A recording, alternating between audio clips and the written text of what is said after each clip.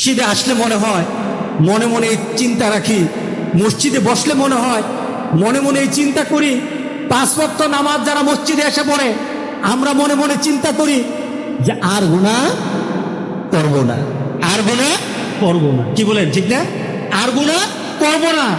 কিন্তু মসজিদ থেকে বের হওয়ার পর ঠিক আবার একটা গুনার মধ্যে আমরা মিশে যাই। আমার ভিতরে, আপনার ভিতরে চিন্তা হয়তো চলে আসতে পারে যে এত গুনাহ করেছি, মাবুদ কি মাফ করবেন, রব কি মাফ করবেন? দেখুন হাদিসটা কত সুন্দর হাদিস। আল্লাহ সুবহানাহু ওয়া তাআলা আবার ডাক দিয়ে বলেন, সেই বান্দা যখন গুনাহ করতে থাকে এরপরে সে আবার আল্লাহর দরবারে রাব্বি আযনাবতু, আয় আমার রব আমি গুনাহ করে ফেলেছি।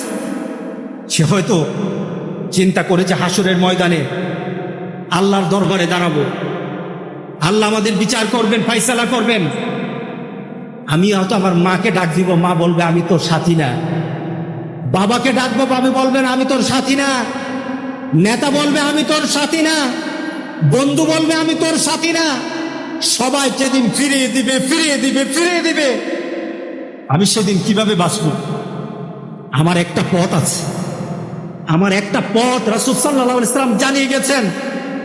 এই পথটা যদি কেউ অনুসরণ করে মওত পর্যন্ত চলে যায়, পাহাড় সমান গুনাহ থাকতে পারে, আল্লাহ বলেন সব গুনাহকে আমি মাফ করে দেবো।